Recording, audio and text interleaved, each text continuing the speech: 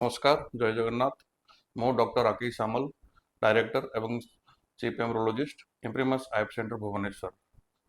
मु दीर्घ 18 वर्षर ऊर्ध्व भ्रूण विशेषज्ञ हिसाब से काम कर आसी जोटा कि बहु मात्रा रे जो भी इनफर्टिलिटी कपल सफरिंग करते माता पितार सुखर वंचित रोते तो ट्रिटमेंट जोड़ा भी रोचे आमर प्रोसीजर अच्छी सी आईवीएफ आईएफ माध्यम से मैंने आज माता पिता हबार सुख प्राप्ति पाई। तो से भरोसा नहीं आम कम कर भुवनेश्वर रे जोड़ा भी 70 ରୁ 80% सक्सेस रेट सहित जो आम पितामाता जी हो पार नथिले आज सी संपूर्ण परिवार से माने खुशी अच्छा।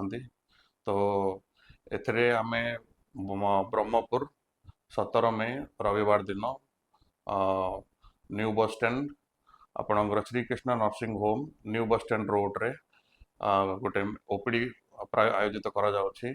सेथिरे आपण कौन प्रकार पुरुष बाध्यता कि स्त्री बाध्यता माने पुरुष बाध्यता शुक्राणु कम हवा शुक्राणु न हवा कि कौन प्रकार आ भी कौन जदि प्रोब्लेम अच्छी स्त्री बाध्यतार आपणकर लो एमएच अंडा कम हवा पीसीओडी पीसीओएस अंडा कोष छोट छोट रहा अंडा पुनिवा आपणकर बारंबार जोड़ा प्रेगनेंसी फेलियर रोचे रिकरेंट एबोर्शन कहुए रिकरेंट फेलियर कहुए तो एंडोमेट्रोसिस एडेनोमाइसिस जो कौन प्रकार आपणकर जदि इनफर्टिलिटी इश्यूज अच्छी से आसी से दिन परामर्श करेंगे।